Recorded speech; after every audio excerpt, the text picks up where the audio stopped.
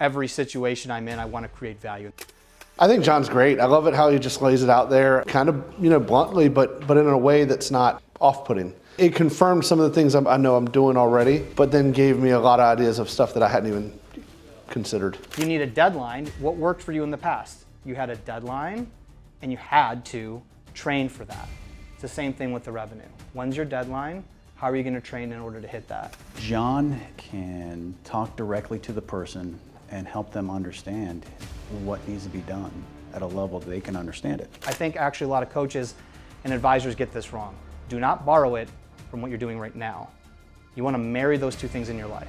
Take it from something else you've been successful at and bring it into this business. There were a lot of interesting points, and I think there were a lot of things that I've thought about before, times I've heard other coaches talk where nothing that they said was wrong, but it didn't necessarily hit the same as some of the things that John said.